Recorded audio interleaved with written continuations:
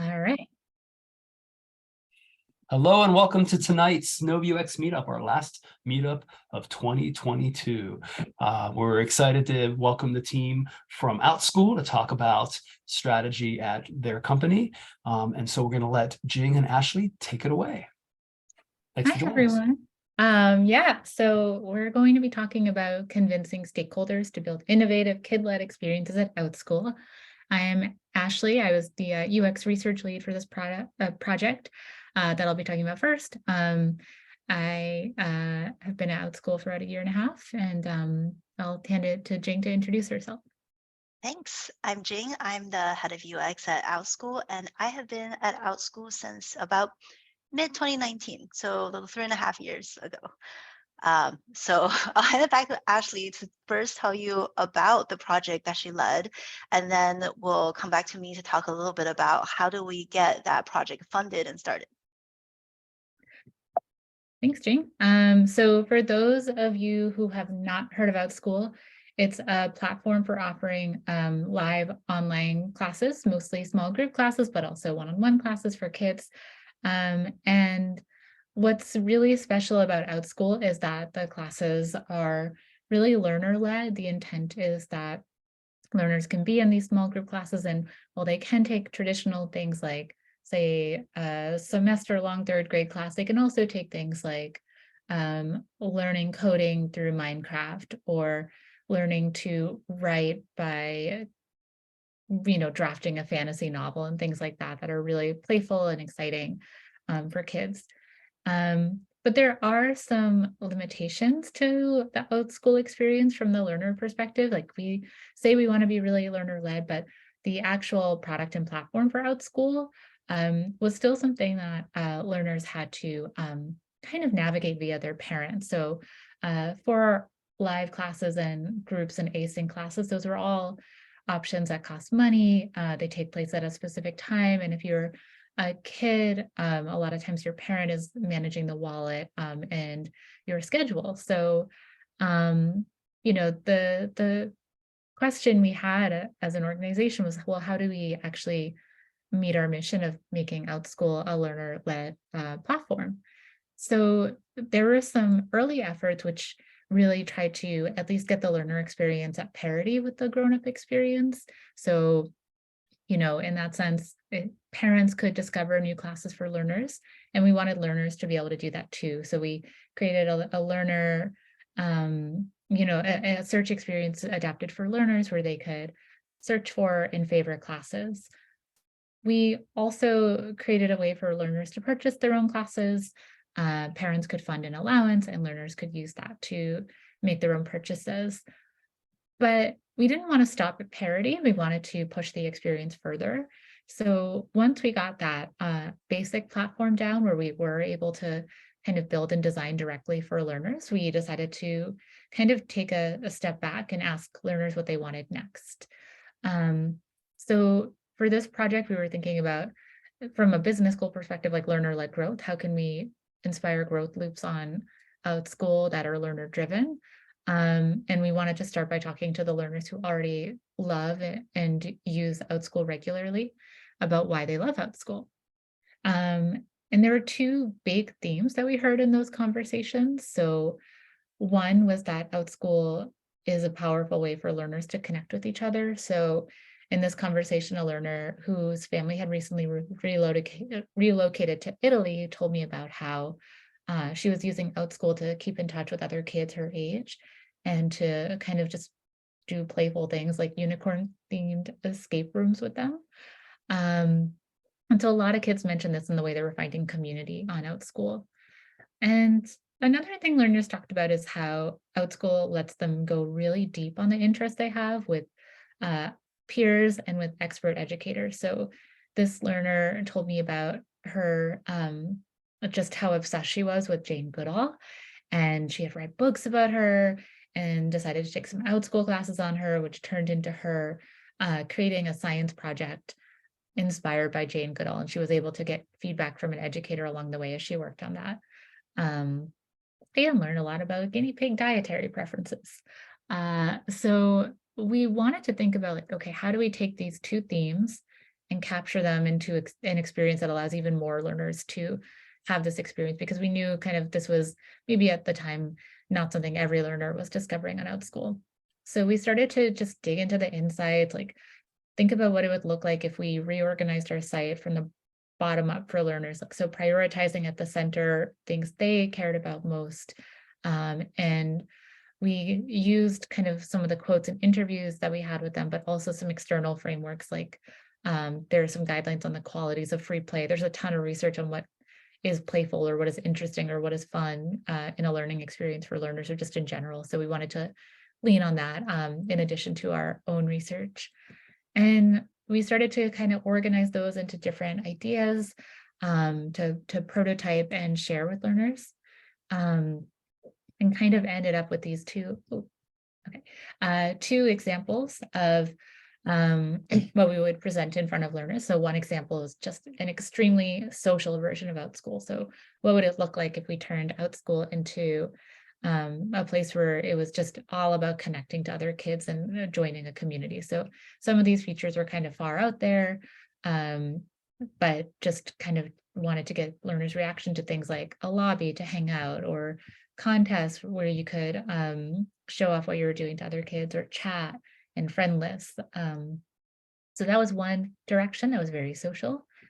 The other direction we put in front of learners was much more learning driven. So we had async video content, we had kind of trivia and other ways to kind of learn quick facts about topics that were interesting to you. And then over here, we kind of had this little idea of challenges of just, hey, what if we had a way for kids to just learn like skills one at a time and like share those on their profile. We didn't really know where that was going, but just kind of threw it in there. And what we found in our testing is working with kids is super fun, because they'll just kind of, they're super great co-design partners. They're so creative. They would look at my screen and just say, can I annotate, and start to like move things around and show me where they wanted them to go. And something that we kind of noticed is that this idea that we had about challenges, which we thought was like kind of an afterthought, was actually something kids were really excited about. There wasn't even that much detail about it, but they're like, I want the challenges, but I want to be able to show them to my friends. And we were able to like tap into this idea of like, maybe the thing that will get kids most excited about Outschool, where they want to engage with their friends on it, is kind of rethinking the way we were thinking about mastery and learning on Outschool. So we had been thinking about it from I think more of a grown-up perspective, like you learn things to accomplish goals. So I'm taking a ballet class. Next year, I'll be picked for the lead role. In a few years, I'll be accepted at arts high school. So we've been thinking about things like progression of classes or skills and like leveling up. And I think that can be important to kids, but what we found is like, they liked the idea of challenges, because it allowed them to dabble. So like, you could hop from one thing to the next. So I had one interviewee one time tell me she got really into learning French because she had been taking ballet classes. And then she was like, you could imagine that chain kind of continuing, where maybe she would learn a few French words and like hear about a food she wanted to make, and maybe learned more about cooking. And you can just, if you ever talk to a kid and just like try to buy a kid a Christmas present and realize, oh my God, last year they were interested in bats, but now they're interested in like dinosaurs, and I got the wrong gift. Like, you know what I mean when I say kids like to dabble. So we liked the idea of having a space where kids could do that autonomously without having to go through their parents to pay or schedule more activities. And then we also just picked up on how inspiration and demonstration are huge for kids. They're looking to get feedback on what they do from a safe community, and also to be inspired by that same community. And so we already had a pretty safe platform. We have a really just amazing trust and safety team who are very thoughtful about keeping kids safe on the platform. So like we kind of felt like, okay, we can do this. We can provide this space for kids to be inspired by each other and talk and kind of move on. But, we didn't want to just completely flip the tables to start. So we started with small tests and just kind of tried to see like if there was a there, so was there, when we put this on the site, like outside of those usability tests or those, concept tests really, in those co-design sessions, do kids still want to engage with this type of experience? So we started with just kind of repurposing some products we already had into this experience where learners could post to an art gallery and get feedback on their art. And then we iterated on that to see like, okay, that seemed to be engaging, but can we make it sticky? So we tried this experience where we posted a new challenge each day, which also included this idea of letting learners post their own challenges. And we were excited because we kind of were able to do these like with not too much effort, but we saw such cool engagement. Like in this example on the left, like there was one learner saying, "This is how I draw eyes," and another one was asking, and another one just kind of said like, "Hey, you could do this to make it pop more." And the original poster was just super enthusiastic about that, and they had kind of a long conversation back and forth. And then in this other example, we had learners kind of telling a story together, and there in each thread, there's sort of a different story being told. And then in this other one, a learner was just kind of showing off something they made, and everyone was asking questions about their process and how they did it. So these were just, the moderator, as you can see, is not really too present here. It's mostly just the kids kind of inspiring, speaking to each other and just getting excited about each other's work. So we were able to measure this too. We saw really high participation, and just, I forgot to add this number back here, but 21% of the learners who viewed a challenge posted art and 33% left a comment. Like we had expected it to be about 10% participation based on our other community experience. So this was very exciting. And then in our second test, we saw some signs that this was going to be pretty sticky. Like we saw 45 learners participated on 3 or more days, which was 11% of those who had kind of viewed the experience. And, that was exactly the type of engagement we were trying to see. So from there, we kind of thought about it some more and realized, we already have a great community team at Outschool who had like an active set of learners. So they've been pushing this concept further and have been posting challenges. In this case, they had like a week-long Outschool camp out, and they were posting a bunch of camp out themed challenges, including some that were pretty offbeat, like this birding challenge, which was cool because it was hosted by an Outschool educator. So she was able to kind of promote her class and talk about her background, but also encourage a lot of kids to go outside and find some birds in their neighborhood. And that's kind of where we're at now. And like, we're kind of thinking about, we had some ideas for things that could come next, like productizing a suggest a challenge feature and letting kids do more of that. But now is maybe a good time to pass it over to Jing to talk about how we were able to take on this kind of innovative work and very kid-forward work. Thanks, Ashley. So yeah, as you saw, there were some super interesting discoveries we made along the way, and we ended up finding something that kids are very interested and excited to engage in. So I wanted to share with you the journey of how we got here by giving you the framework that we use to get executive buy-in to actually allow us to use a lot of our time and resources to do this project, and give you some details, kind of like a case study of how I approached it when it comes to starting this from nothing into a whole team that can productize this and run this in community.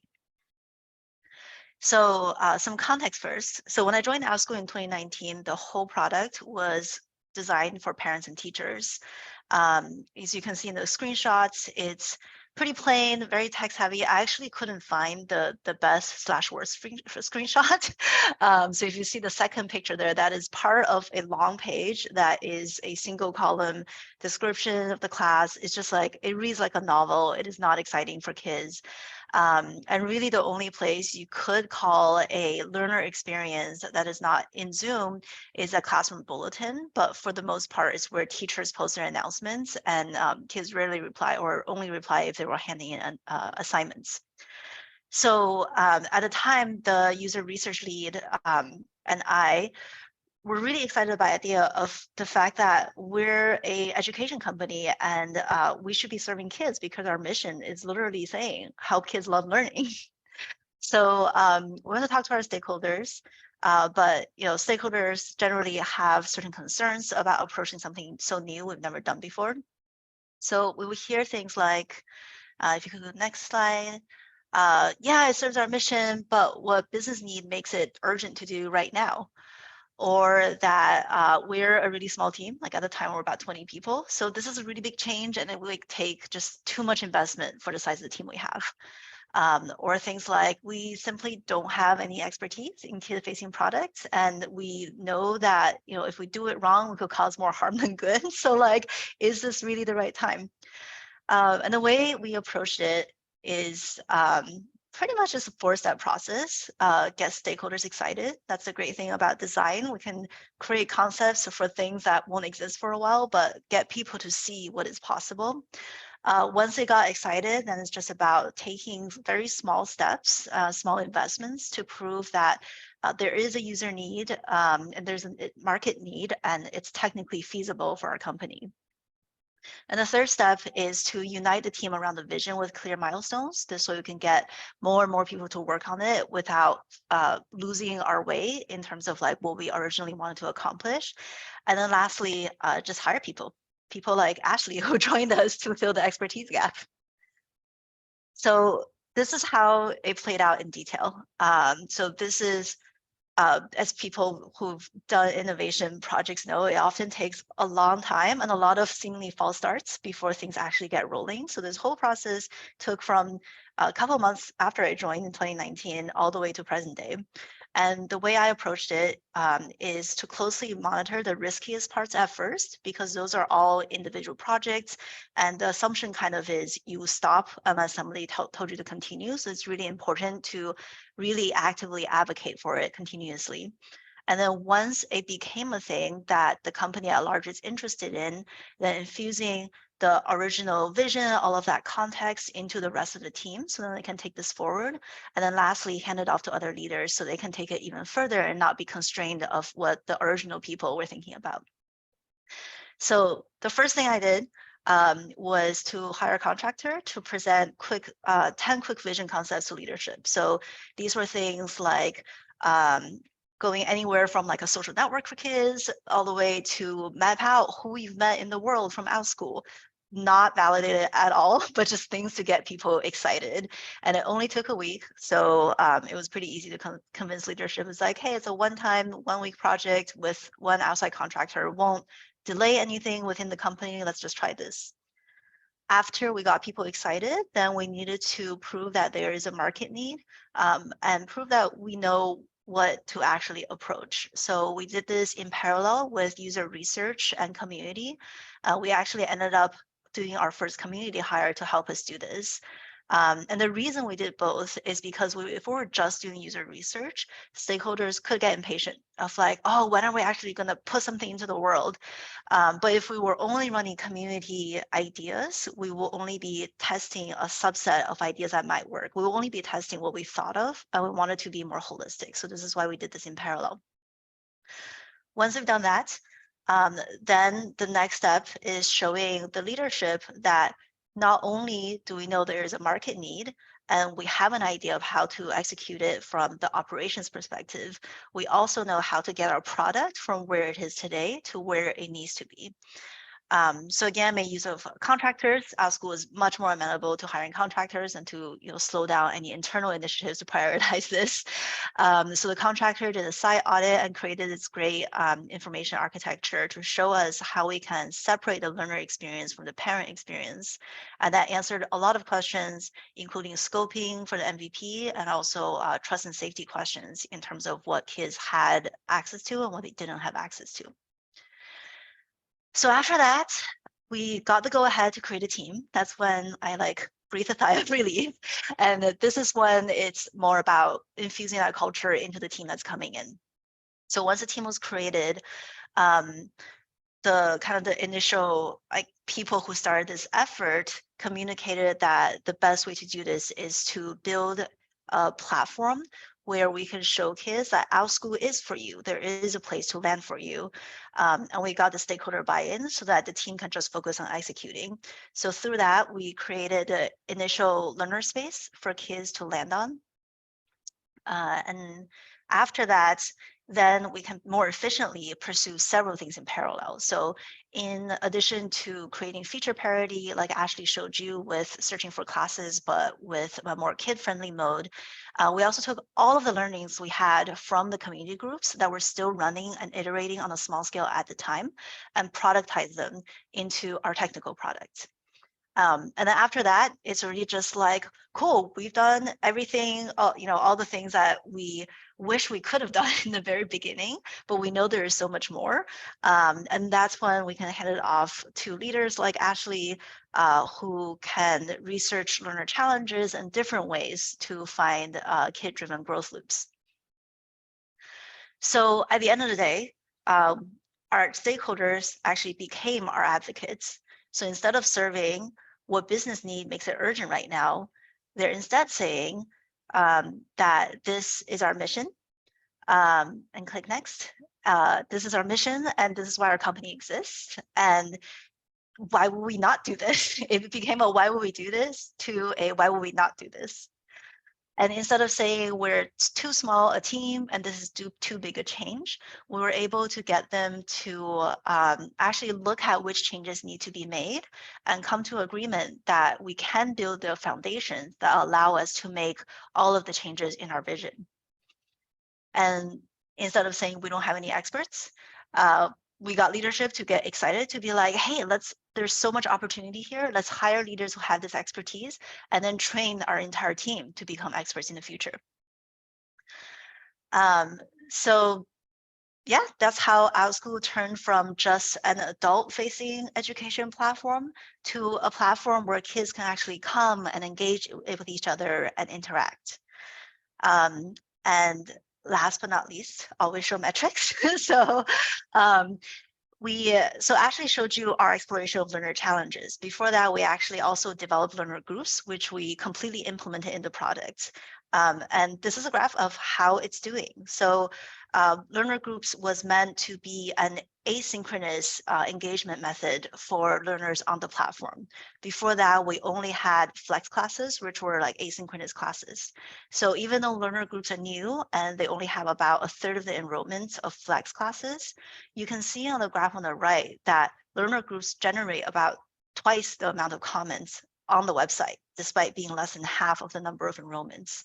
So we're already seeing the productized earlier explorations being successful, and that's making it really promising that things like learner challenges will continue to be successful as we integrate them more and more into the company.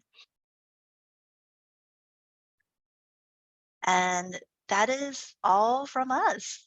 Right. Outstanding. Thank you so much for presenting. So, questions. And by the way, hey, if folks want to turn your cameras on, if you want to turn your mics on, please feel free. It's a pretty small group tonight, so we can keep it casual. Anybody have any questions for Jing or Ashley?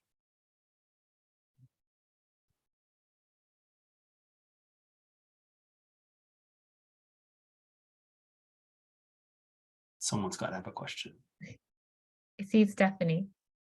Oh, please. No, just go ahead and ask. Oh, thank you. Good evening, everybody. Great presentation. I learned so much. I was so into it. That's why it took me a minute to figure out what question I wanted to ask. Where did you start at to get, like, what evidence did you figure out that you needed to sway the individual stakeholders? And did you have one that was on the fence? And if so, what did you use to get that one? Because there's always that one. Yeah, I would say so specifically we used to sway the 3 founders at the time that this was something we should invest in. I would say actually 2/3 of them were on the fence. And for them, it is that practical concern of we have such a small team and this just seems so big and so overwhelming.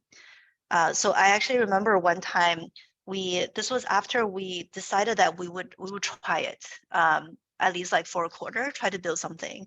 And we talked a lot about, we know kids learn socially and we know that's like specific value add, but when we actually mapped out the product changes that were needed, it was just way too big. So I would liken it to, it feels like throwing spaghetti at the wall, but I would say it's more like piling straws on the camel's back. Eventually, something will click with people, and it's not because you were trying the wrong things but before, but it's because they're getting used to it. So we just continued using different ways to show the need of the users and show the opportunity there is and show feasibility. I remember we even, at the time, the company wasn't really used to doing design sprints. So one of the things we did was propose a design sprint to show, like, during a design sprint, we can explore these things, we can validate these things. And that actually surprisingly convinced stakeholders to just skip the design sprint and just do it for real. Because they realized that we could get much more confidence with a design sprint, but like there was very little reason we wanted to do it anyways, and we were actually just thinking about how to optimize it. So a lot of times it's just like talking to people using different frameworks until something clicks. Thank you. Excellent. Who else has a question? I see one in the chat. How did the pandemic impact your process? From Amina. And I think Ashley and I can probably answer from different perspectives. For mine, one thing I really learned is there is also a good time versus a bad time to propose innovation projects. And during the pandemic at Outschool, that was a good time because we were seeing that our business is growing. So we were thinking more about how to pursue opportunities to increase our revenue rather than pursuing cost reduction types of endeavors. And during a bad time when the business is thinking about cost reduction, you're probably less likely to have success convincing stakeholders to take on something that's risky. So part of this was definitely also good due to like it was the right timing for it. Ashley, do you have anything you want to add about your process? I mean, I could speak to, yeah, I mean, I don't know if this was the intent of the question, but doing research with children and with learners is much different post-pandemic. Beforehand, I used to feel pretty strongly that you could not do online research with kids just because there's so many methods that I would use that were very physical, like printing things out and asking kids to draw on them, or like doing writing exercises, or like for really young kids having like physical toys or objects to like work with, and just to kind of put kids at ease, making sure kids had like snacks and things like that. Especially if they were coming from after school. But now it's kind of cool to be able to do research with kids online because they're everywhere. You know, I used to be in New York and like we would just get New York kids and who are amazing, but also maybe not representative of the country at large. So that's one thing that I is definitely different post-pandemic about doing research with kids, just the diversity of kids you're able to work with. And then also the methodologies are different that you choose. But it does help that a lot of kids are pretty Zoom savvy these days and are comfortable like annotating and like sharing their screen to show you what they mean and stuff like that. So here's a question from James. What kind of accessibility features did your stakeholders and users have in mind for your Outschool projects? Any things like languages for people like ESL, or the disabled, etc.?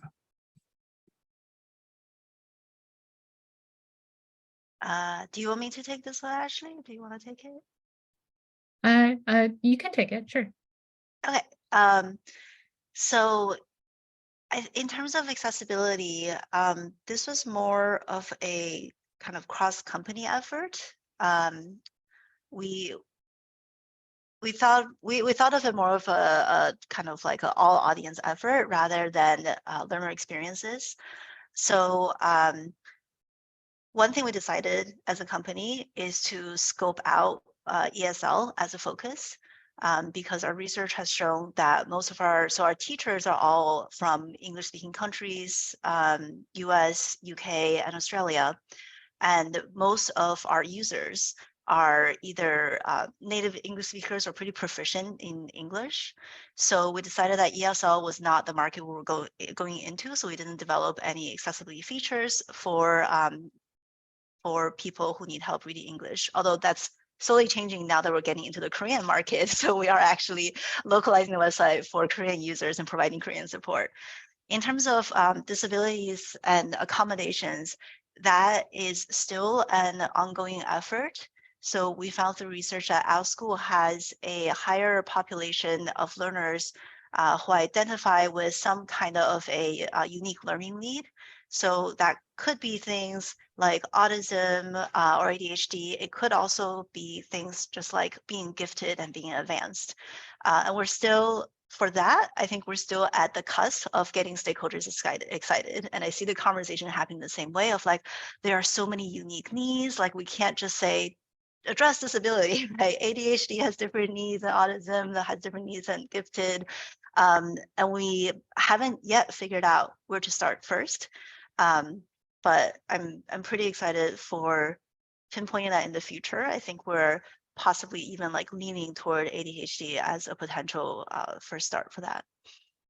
Yeah, and one thing that we have started doing more recently on the learner side, which I think has been pretty successful, we got some pretty specific feedback from parents of learners with autism saying like big changes to the features or experience on the site can be difficult for those kids who are kind of used to like, kind of, really benefit from the consistency on the site. So we've started to kind of communicate any big changes on the site ahead of them being rolled out. So we have a feature, I think we've done it through learner notifications and then through parent messaging so that those kids have more of a heads up and know what to expect.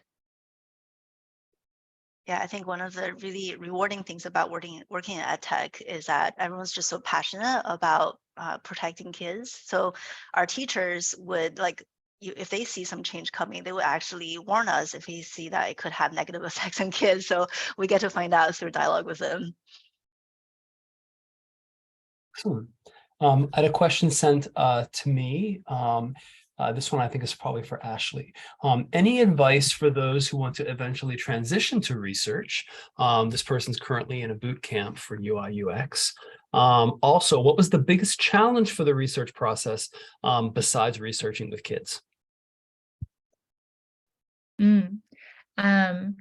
Well, the first part is, if you're in a boot camp for UI UX and you're I think you're already in the right place. And like, I think a lot of people who become researchers and kind of start by tacking it onto their role. So I know for me, I was doing, when in my first like UX role, I was doing a lot of content research and like a little bit of usability testing.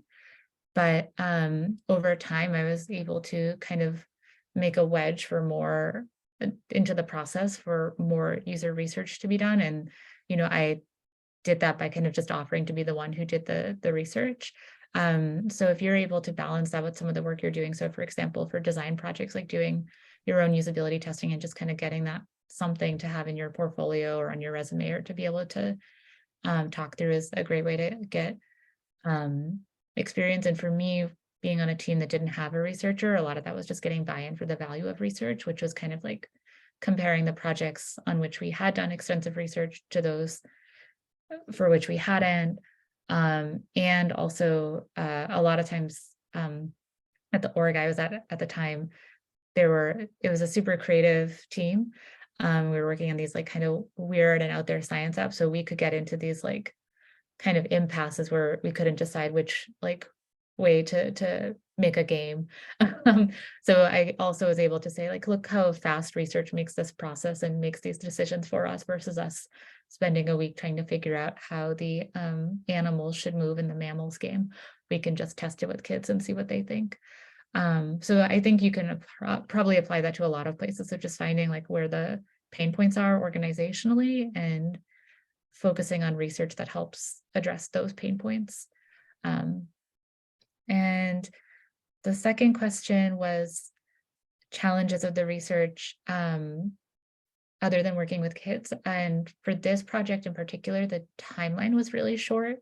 So it was definitely a project where we had to do just enough research. But I also made sure to pull in a lot of help.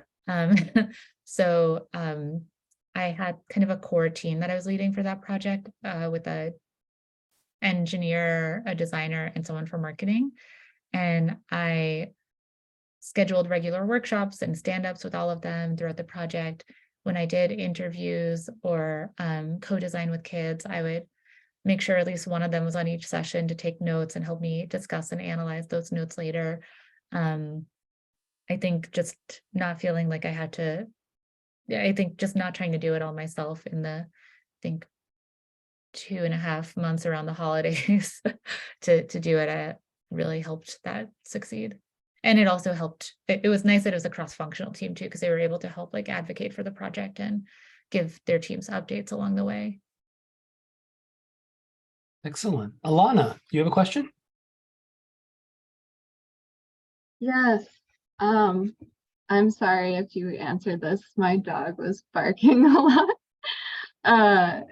So I'm fairly new to UX as well. I actually have to leave in a few minutes for my class. But I was wondering what was your favorite part of this project? And also, is there something new that you learned about the UX research process from this?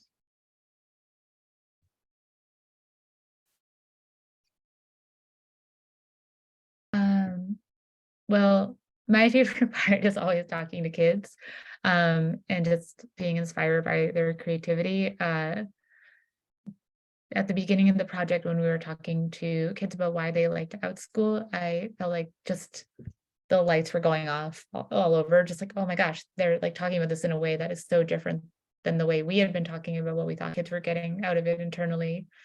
Like I think, you know, one of my favorite examples was just a learner talking about how he lives in like a rural town, very small, and he wanted to like play D&D, and his mom found a D&D community for him on Outschool, and then he started like running games and like becoming if you're familiar with D&D, like he went from being a player to like a dungeon master.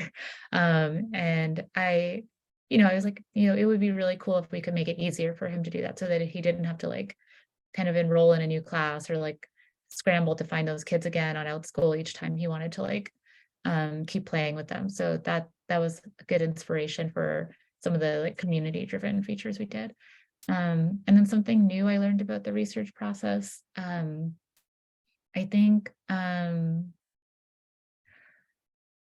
I felt like this, well, I've mentioned it a couple of times already, but this was the first project I had done where kids were really just like co-designing with me digitally. I felt like I had tried to do that before remotely, and like because just on either end, I think like we weren't like the kids I was working with and like myself were not like fully Zoom savvy enough or tool savvy enough to do that. And so it was like kind of the first one where we were like really just jamming on some of the designs, which was, I was like, it was, I don't know if I learned something new about the research. Well, I just kind of learned like, okay, this is possible. We can do this. Like, we can make this happen, which was exciting. Excellent. Very cool. Thank you. Thanks. Amina, you have a question? Yeah. Hi, everybody. Can you guys hear me good? Can. Awesome. So first of all, thank you guys so much for doing this. I'm actually a parent of kids who used Outschool pretty regularly last year and through the pandemic. So that's why I asked the pandemic question, because that's when we were first exposed to Outschool. And at first we kind of had a hard time kind of like make a consistent habit of using it. And then once I logged in after not logging in for a while, and the learner profiles and the classroom and waiting room was all there. And so that was super awesome. So this is a wonderful conversation. My question is, I know sometimes with kids, sometimes they can be really excited about something, but it might not necessarily like translate into like a viable product. So how did you guys navigate suggestions that were given and actually testing their viability? Yeah, and Jing, feel free to jump in here too, but so a funny just like quirk of this project was that once we kind of wrapped that early discovery stage of like what do kids love about Outschool and like what direction seems promising, the intent was that I would hand it off to a PM, but we didn't have one at the time. So it's actually a good learning experience as a UX researcher because I took on that part of like just how do we decide if and how to scale this up. And so we decided to just do some really small product tests to just validate that like the stuff and behavior we saw in tests held up at scale. So we basically just took a product that we already had and to put it like just kind of would flow in the content for like what a challenge would look like into that group format, the one that Jing mentioned, and monitor the engagement there. And we compared it to the volume and quality of engagement in classroom posts. So kids could make posts in like say classrooms that they were in and join in discussions there technically, but there wasn't that much activity beyond say like turning in a homework assignment or things like that, or teacher announcements. And so we kind of looked at the challenges for just like a higher quality set of engagements, like the ones I shared where like kids are giving feedback on each other's ideas back and forth.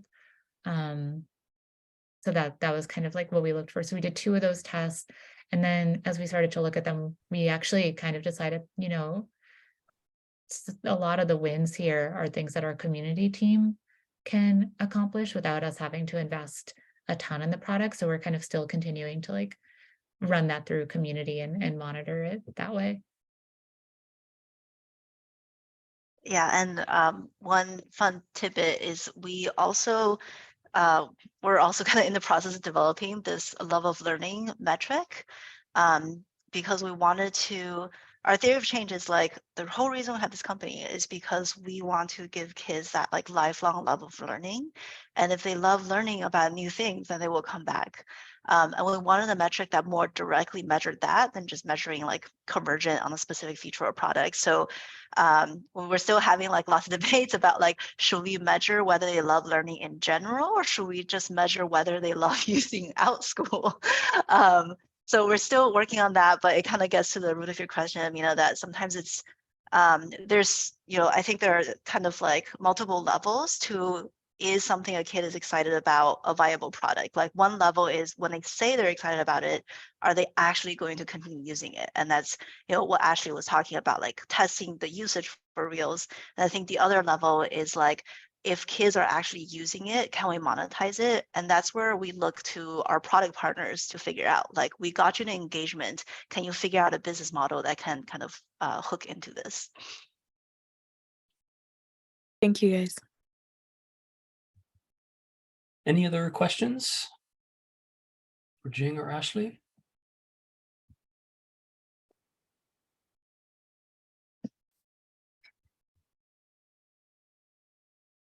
Okay, excellent. Well then, thank you both so much for the talk this evening, and thank you everyone for participating. I'm glad you could join us, and I hope you found this topic enlightening. To find out about our upcoming events, you can visit our our meetup group on meetup.com/nova-ux. We have an event coming up in January. I will be facilitating a panel discussion. This will be in person here in Falls Church, Virginia, at Viget Labs, which is an agency here in Virginia. And we're going to be talking about getting started in UX. Getting into it, transitioning into it, your first gig, hiring junior designers. We're going to cover the whole gamut. I'm going to be joined by five-person panel: Kyle Miller, Brooke Blaine, Lexi Garcia, Natalie Buddha Smith, and Alexis Cohen. So we're looking forward to that. And our first in-person event in 3 years. So really excited for that. Thanks everybody for coming this evening. If you're interested in giving a talk, please reach out. We'd love to hear from you, and we'll be setting up events throughout 2023. Thanks everybody for joining us this evening. Have a great evening. Thank you. Jing, Ashley, Thanks thank for you so hosting, much. Jim. Thank you. Good night, Bye. everyone.